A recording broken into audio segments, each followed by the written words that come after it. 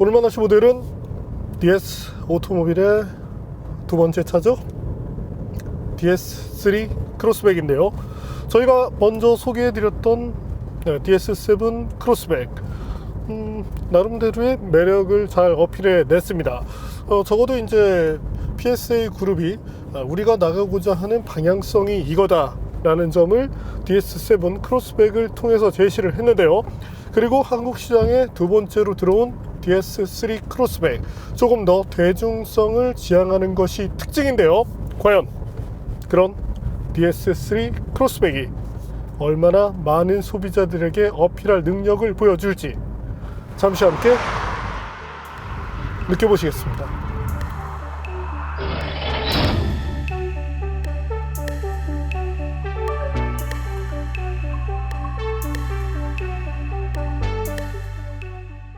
DS 오토모빌이 DS7 크로스백 다음 모델로 DS3 크로스백을 내놨습니다.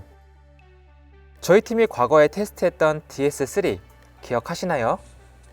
기존 모델이 PF1 플랫폼을 사용했다면 이번 모델은 새로운 CMP 플랫폼을 사용합니다. 크로스백이라는 이름처럼 SUV 형태죠. 유럽에서 B 세그먼트에 속하는 프리미엄 소형 SUV입니다. 한눈에 봐도 크기가 상당히 작죠? 쉬운 이해를 위해 국산차로 비유하자면 기아 스토닉과 크기가 거의 유사합니다. 프리미엄 B 세그먼트의 경쟁 모델로는 어떤 차들이 있을까요? 국내에 출시되지 않은 아우디 Q2가 대표적입니다. 국내에 출시된 차로는 유사한 크기를 갖는 미니 컨트리맨 정도가 꼽히고요. 볼보 XC40이나 제규어 E-페이스는 C 세그먼트에 해당하기 때문에 DS7 크로스백과 비교됩니다. 개성 넘치는 디자인이죠. 호불호를 떠나 존재감이 큽니다. 헤드램프에 주목할 필요가 있는데요. 운전자가 다가가거나 도어락을 풀면 핑크빛이 운전자를 반깁니다. 위아래로 조사각을 변경하는 것은 물론 3개의 LED와 15개의 LED 모듈로 상대방에게 눈부심을 전달하지 않으면서 밝은 시야를 만들 수 있는 매트릭스 LED 기술이 탑재됐습니다. 소형 등급에서는 보기 힘든 구성인데 DS7처럼 헤드램프에 매우 신경 쓴 모습이네요. DS 윙스라고 불리는 크롬 라인은 DS 브랜드만의 특징입니다. 측면부 특징은 과거 DS3로부터 가져왔습니다. 상어 지느러미를 연상시키는 B필러 디자인이 익숙하죠? 디자인은 좋은데 뒷좌석 유리창 개방 면적이 제한적인 점은 아쉽습니다. 자동으로 수납되고 펼쳐지는 도어 핸들을 적용해 매끈한 모습입니다.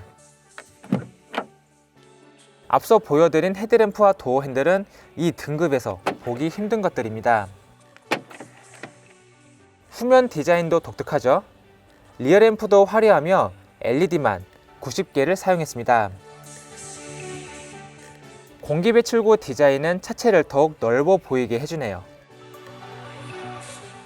가솔린 사양에는 듀얼 머플러가 적용되지만 국내에서 판매되는 디젤 사양은 싱글 머플러가 장착됩니다. 인테리어는 독특합니다.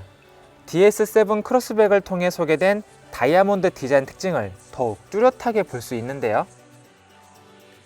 디스플레이 계기판과 센터페시아 디스플레이, 각종 버튼, 송풍구, 심지어 스티어링 휠 하단에서도 다이아몬드 디자인을 볼 수 있습니다. 센터페시아 조작부가 모두 터치 방식으로 작동됩니다. 물리 버튼은 비상등과 오디오 전원뿐입니다. 아무래도 버튼 배치나 시스템 인터페이스 부분은 프랑스차 특유의 고집이 보이죠? 처음 사용하시는 분들은 적응 시간이 필요해 보입니다. 계기판에 7인치, 인포테인먼트 시스템도 7인치 디스플레이가 기본입니다. 인포테인먼트 시스템은 애플 카플레이와 구글 안드로이드 오토 모두를 지원하고요. 후방 카메라는 영상을 합성해 양 측면까지 보여줍니다.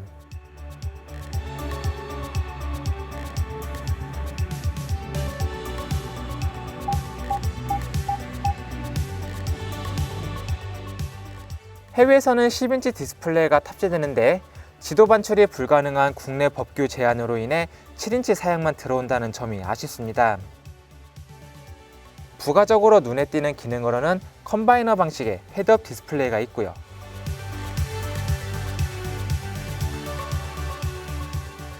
DS에서는 인테리어 테마를 인스퍼레이션이라고 부르는데요. 현대차의 일부 트림이 연상되죠. 테스트 모델에는 오페라 인스퍼레이션 테마가 적용됐습니다. 실내가 블랙 색상으로 마감되고 시트는 시계줄 패턴으로 꾸며집니다. 어떤 트림을 선택하건 나파 가죽이 기본입니다. B 세그먼트 중에서는 최초라고 하네요. 가죽색이 바란 것 같죠? 색이 빠진 것이 아니라 효과를 넣은 것입니다. 다만 소비자에 따른 호불호가 갈릴 수도 있겠죠? 해외에는 블랙 원톤으로 마무리된 것도 있습니다. 기어레버 주변은 DS7 크로스백과 거의 유사합니다. 끌루드 8이라는 이름의 금속 가공 기법이 사용됐고 여기에 윈도우 조작 스위치가 자리합니다. 앞쪽에 무선 충전 기능도 있고요. 앞좌석 시트는 열선 기능만 있는데 통풍 기능이 없어 아쉽습니다. 대신 마사지 기능이 있네요. 조수석 시트의 형상, 착석감도 좋은데 조작은 수동입니다.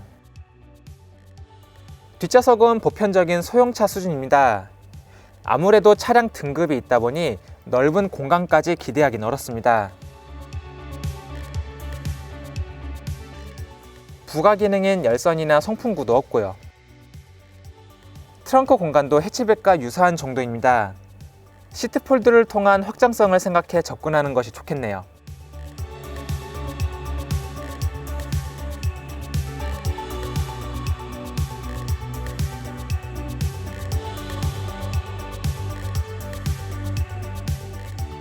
잠시 DS3 크로스백이 들려주는 감성 측면의 소리를 들어볼까요?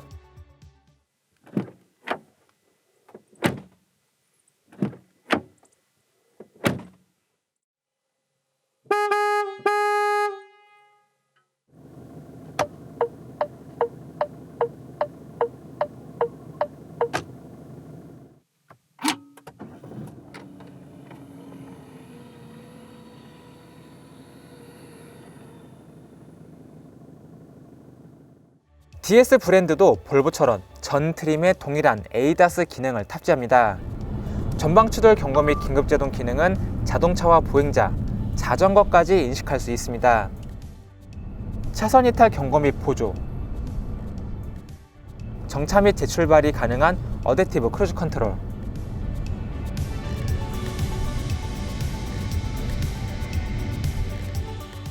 사각 경고,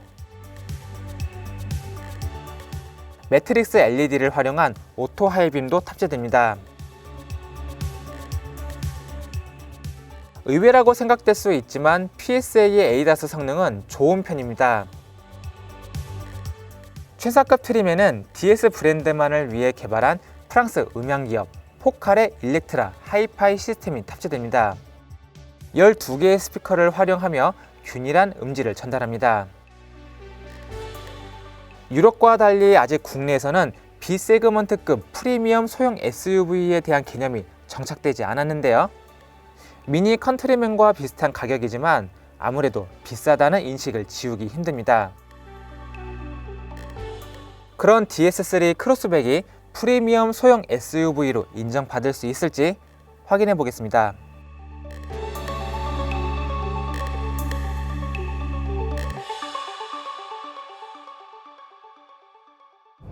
네, 상당히 아기자기한 매력을 많이 갖고 있는 DS3 크로스백인데요. 그럼 지금부터 DS3 크로스백과 함께 달려보겠습니다. 드라이브 모드는 일시적으로 스포츠로 바꿨고요. 들리시나요? 네, 사운드가 살짝 바뀌었죠? 배기량 1.5L 디젤을 쓰고 있는데, 네, 배기량 대비 그래도 가속감은 생각보다 좋은 편입니다. 아무래도 이제 배기량이 적게 되면 저속에서의 움직임이 조금 둔할 것이다 라고 예상을 하게 되고, 특히 고속에 들어섰을 때 뭔가 답답한 그런 느낌이 스물스물 올라오게 되죠. 하지만 현재 타고 있는 DS3 크로스백에서는 다행히 그런 점들이 느껴지지 않았습니다. 저희가 저속에서 이제 시내 주행을 먼저 이제 시작을 하게 되죠. 그때 주행을 했을 때 가속 페달을 밟으면서 조금 차가 덜 나가겠지라고 예상을 했었는데, 그때부터 생각보다 좋은 토크를 바탕으로 쑥 치고 나가는 그런 능력을 보여주었는데요. 때문에 저속에서의 움직임이 답답하지 않았고, 시내 주행을 했을 때 의외로 편하다는 점이 좋았습니다. 물론 저속에서 이 토크 변화가 생기는 것은 디젤 엔진의 어쩔 수 없는 이제 특징, 약점이 될 수 있겠지만, 그 부분만 제외한다면 일반적인 다른 디젤과 비교를 했을 때 충분한 경쟁력을 갖고 있다, 이렇게 말씀을 드릴 수 있겠네요. 변속기는 8단 자동을 쓰고 있죠. 과거와 달리 PSA 그룹도 이제 정상적인 그런 자동 변속기를 사용하고 있습니다. 수동 모드에서 제어를 할 때 이때 변속 속도도 크게 느리지 않은 편이고, 이 정도라면 일반적인 변속기, 물론 상당히 빠른, 아이신도 빠른 그런 변속기들이 많이 있는데, 그런 것들과 비교를 했을 때 한 중간 정도의 포지셔닝하는 성능을 보여준다, 이렇게 봐주시면 되겠네요. 자, 어쨌든 가속이라는 부분에서 상당히 만족감이 높은데요. 특히 이 토크를 변속기의 기어비로 적절하게 잘 살려내는 만큼 가속대의 효율성 자체는 떨어진다고 생각되지 않습니다. 자, 그럼 DS3 크로스백의 가속 성능에 대해서 알아볼까요?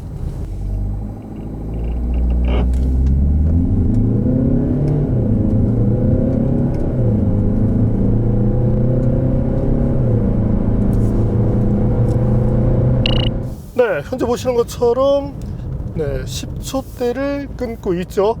물론 이제 뒤쪽으로 0. 몇 초냐, 요런 정도 이제 차이가 나는데, 사실 이 정도라고 하면 거의 오차 범위 정도에 들어가는 만큼 현재 이 DS3 크로스백의 성능, 앞에 있는 소나타, 티구안, 이런 차들과 유사한 정도의 성능을 갖는다고 봐주시면 되겠습니다. 그래도 배기량 대비 효율로 본다면 그래도 무난한 수준이라고 얘기를 할 수 있게 되겠죠. 참고로 이것보다 약간 더 빨라질 여지가 있긴 합니다. 아무래도 이제 초기에 토크가 저 RPM대에서 잘 올라오는 만큼 약간의 휠스핀이 생기기 마련인데, 이를 억제하기 위해서 RPM을 최대한 끌어올리기 이전에 발진 가속 테스트를 진행했는데요.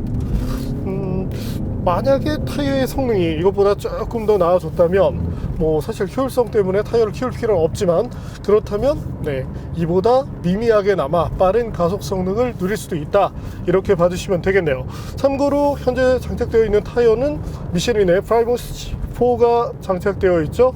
서머 타이어입니다.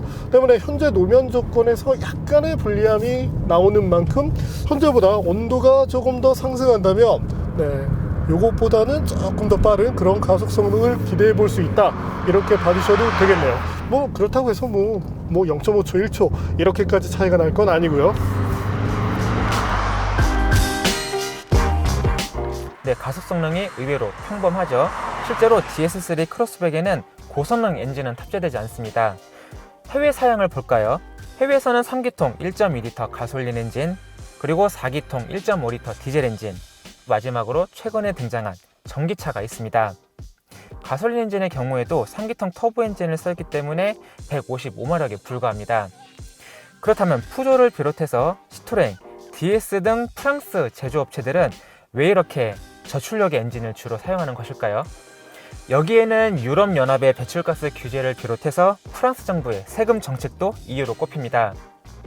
먼저 유럽연합의 경우에는 이산화탄소 배출량으로 세금을 부과합니다.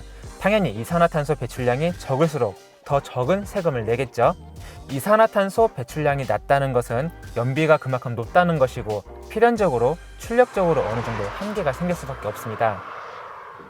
그리고 프랑스 정부는 2008년부터 보너스 앤 멜러스 법을 시행시키고 있는데요. 이름 그대로 이산화탄소 배출량이 적은 차에게는 일종의 보너스를 주는 것이고, 반대로 이산화탄소 배출량이 상당히 높은 차에게는 벌금을 부과하는 제도입니다. 많게는 7,000유로 이상까지 보너스 혹은 벌금이 부과되어 있는데요. 당연히 제조사를 비롯해서 소비자들도 출력이 적지만 이산화탄소 배출이 적은 차를 구입을 할 수밖에 없습니다. 네, 제도적으로 고출력을 사용하는 것이 제한적이긴 하지만 그래도 일상 영역에서 주행하기엔 충분히 성능을 낼 수 있는 것이 바로 프랑스 차들의 공통적인 특징입니다. 네, 이러한 부분을 알고 접근하시면 프랑스 차들을 구입하실 때 만족감이 조금 더 높아질 것 같습니다.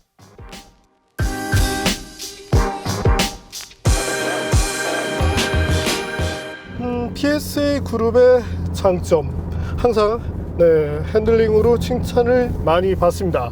현재 이 DS3 크로스백도 이 스티어링 휠을 통한 프론트 쪽의 움직임이 상당히 날카로운 편인데요. 때문에 저속에서 훅 하고 스티어링을 꺾을 때 프론트가 예상한 것보다 빨리 훅 하고 치고 들어가는 그런 점들을 맛볼 수 있게 됩니다. 하지만 이제 차량 자체가 약간의 크로스오버 카 성격으로 가게 됐죠. 이것 때문에 이제 그 서스펜션의 댐핑 스트로크 자체가 약간 늘어났고, 그로 인해서 이 프론트 쪽의 움직임이 먼저 들어가지만 이 실제 약간의 이제 롤이라고 하겠죠. 이 롤 값이 커지면서 실제 차가 최종적으로 따라오는 그런 거동에서는 한 템포 조금 늦는다, 좋게 말하면 여유롭다, 이렇게 봐주시면 되겠습니다. 다만 이제 뭐 그렇게 빠른 스티어링 휠의 조작이 이루어지지 않는 일반적인 조작 환경에서 부드럽게, 현재처럼 이렇게 부드럽게 이런 식으로 갈 때는 서스펜션의 움직임도 천천히 이루어지게 되겠죠. 하중 이동도 그렇게 되는데, 이랬을 때는 그래도 수준급의 그런 능력을 보여주고 있다, 이렇게 말씀을 드리고 싶네요. 자, 승차감은 생각보다 좋은 편입니다. 아무래도 이제 서스펜션의 구조적인 부분이 현재 보시는 것처럼 아무래도 이제 우리 인식에서는 상당히 좀 싫어하는 그런 서스펜션인데, 무조건 이 서스펜션이 나쁘다고 얘기할 수는 없습니다. 물론 이제 뭐 페이퍼 매니아과에서 보면 무조건 나쁘다라고 이제 얘기를 하겠지만, 사실 중요한 것은 셋업이거든요. 그런 부분에서 사실 뭐 푸조, 시트로엥, 스티어링 휠을 비롯해서 어떤 서스펜션을 못한다라고 얘기하는 그런 것은 많지 않습니다. 어쨌든 이 구조적인 부분을 가지고 상당히 세팅을 잘하는 모습을 보여주는데, 현재도 일상에서 만날 수 있는 여러 가지 도로 조건, 여기서 충분한 승차감을 보여준다는 것이 장점으로 부각이 됩니다.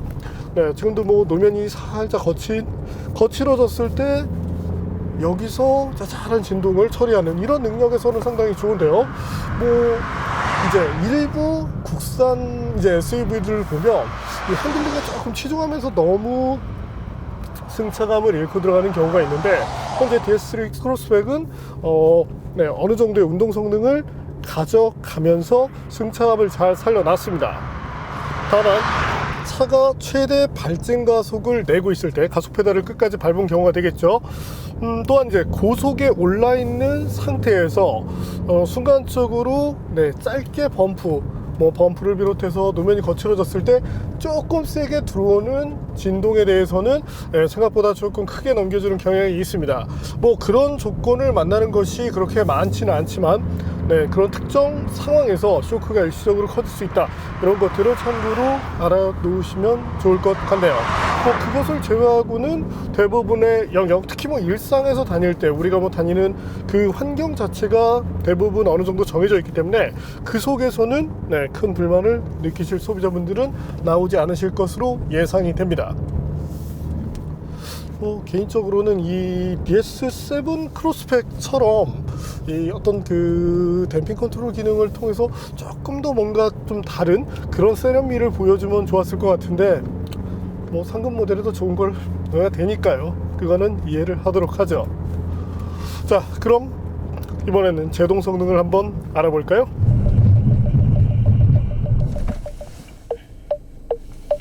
네, 현재 보시는 것처럼 상당히 대단한 능력을 보여주고 있습니다. 처음에 이 브레이크를 조작할 때 초반 응답성이 조금 강하게 세팅이 되어 있거든요.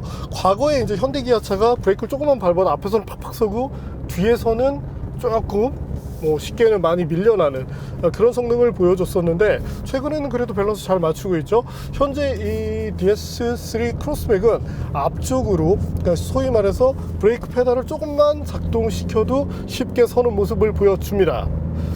때문에 아주 미세한 환경, 그러니까 정차하기 바로 직전에 조금 힘을 주면 약간 껐떡 하면서 쓰는 그런 점들을 볼 수 있기 때문에 조금 더 섬세한 그런 브레이크 페달의 조작을 요구하게 되는데, 물론 익숙해지면 이건 어렵지는 않습니다. 하지만 이제 특성 자체가 앞쪽으로 몰려 있다는 얘기죠. 하지만 보신 것처럼 제동 성능은 충분히 잘 나와줍니다. 물론 여기에는 미슐린의 프라이머시 4 타이어의 성능도 어느 정도 영향을 줬다고 볼 수 있을 텐데, 제동 시스템 역시도 충분한 성능을 내주고 있고, 자, 그럼 최장거리를 볼까요? 네, 현재 보시는 것처럼 다시 이제 최장거리인데, 여기서의 거리도 최단 대비 고작 1.25m 정도에 지나지 않습니다.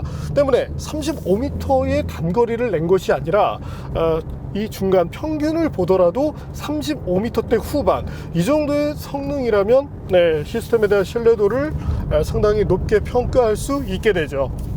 적어도 어떤 그 기본적인 차의 움직임, 프랑스 차들의 이제 특징이라고 할 수 있을 텐데, 엄청난 고성능이나 이런 쪽을 지향해 가진 않지만, 어떤 일상에서 만날 수 있는 환경에 대해서 대처 능력을 조금 더 빠르게 가져가도록 만든 것이 특징이라고 말씀을 드리고 싶습니다.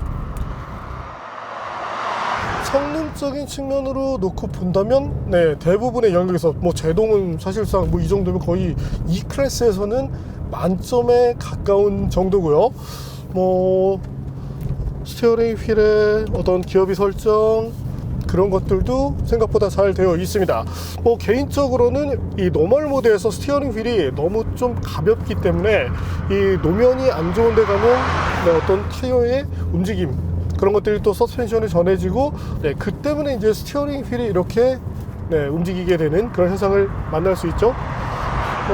때문에 이럴 때는 약간은 더 묵직했을 때 안정감을 찾을 수 있게 됩니다. 물론 스포츠 모드에 들어갔을 때는 그런 안정감이 어느 정도 나오는데, 노멀 모드에서 너무 가벼운 것은 아닌가, 너무 시내 쪽에 타겟을 한 것은 아닌가 하는 그런 아쉬움이 있습니다. 하지만 취향에 따라서 스포츠 모드를 쓰면 되니까 이 부분이 이렇게 꼭 단점이다라고 얘기하고 싶지는 않습니다.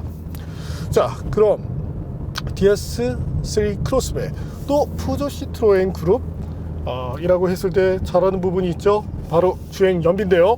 저희가 상당히 이제 많은 거리를 이제 다니게 됩니다. 요즘엔 겨울이라서 사실 예전보다는 조금 짧아졌는데, 그래도 고속도로를 저희가 측정하는 구간에서 정속 주행했을 때 이때 얻어낸 연비는 지금 보시는 이 정도가 나옵니다. 정확히는 이제 최대로 이제 한 21까지를 보여주고, 하지만 이제 노면에 고저차가 생기기 마련이죠.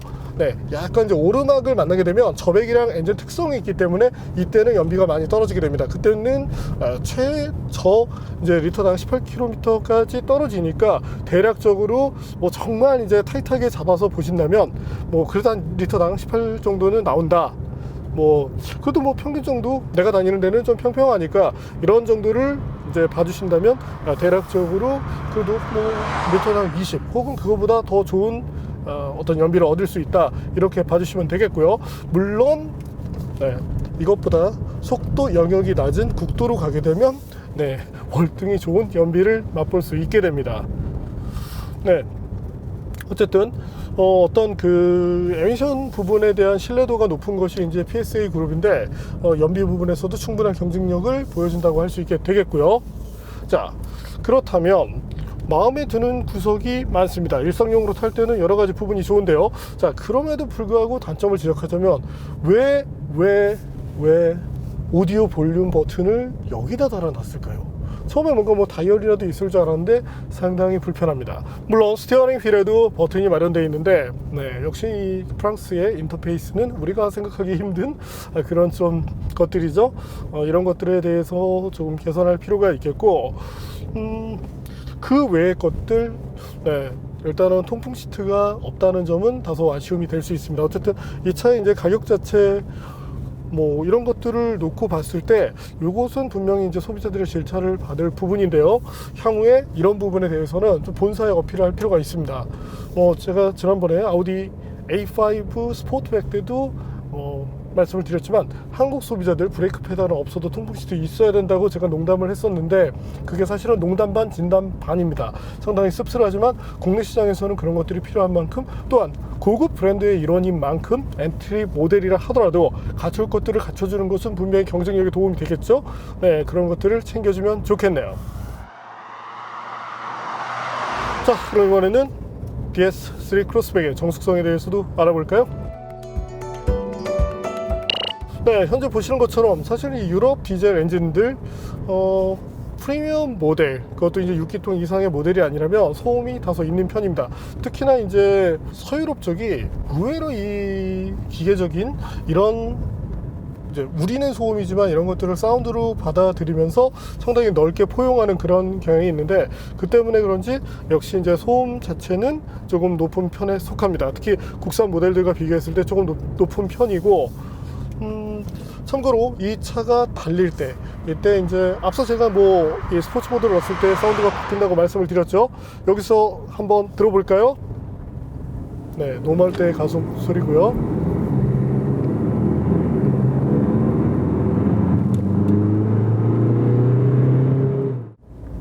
이번엔 스포츠입니다.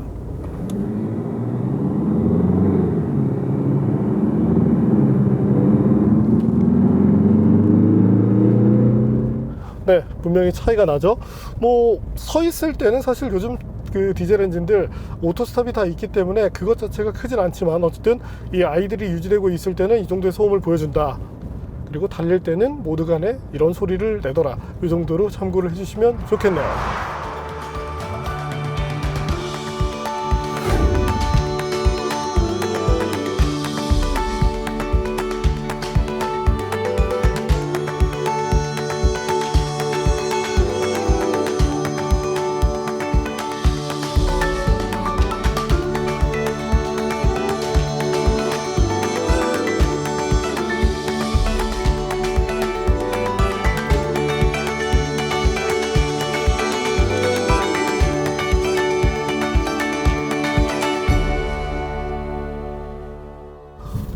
오늘 만난 DS3 크로스백, 화면상으로 볼 때는 좀 저희가 어둡게 보이지 않나요? 아무래도 겨울이 되다 보니까 해가 짧아지고 그런 것 때문에 가끔씩은 이런 환경을 만나게 됩니다. 어떤 화면의 노이즈라든지 이런 것들은 이제 어떤 한계이기 때문에 이런 것들에 양해를 해주시면 좋겠고, 감기 때문에 지금 목도 좋지 않았습니다. 그래도 DS3 크로스백에 대한 정리는 해야겠죠. 자, 프리미엄 브랜드로 가기 위해서 필요한 것들이 상당히 많습니다.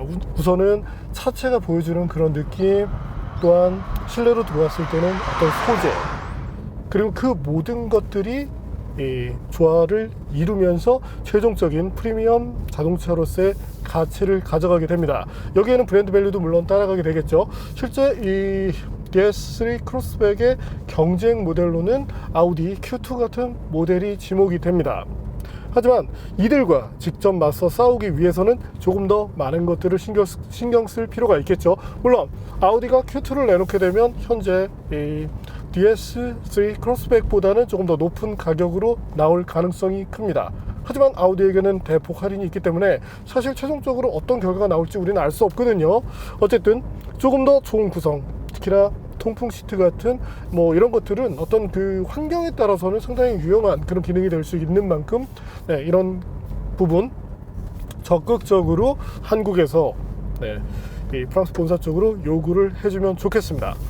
그 외에 어떤 눈에 보이는 그런 매력들은 충분했죠. 특히 이 다이아몬드, 정말 뭐 엄청난 다이아몬드 재벌이 된 것 같은 기분이 드는데, 이런 것들이 싸게 다가오는 것이 아니라 정말 그래도 신경 쓰고자 한 노력의 흔적이 보인다.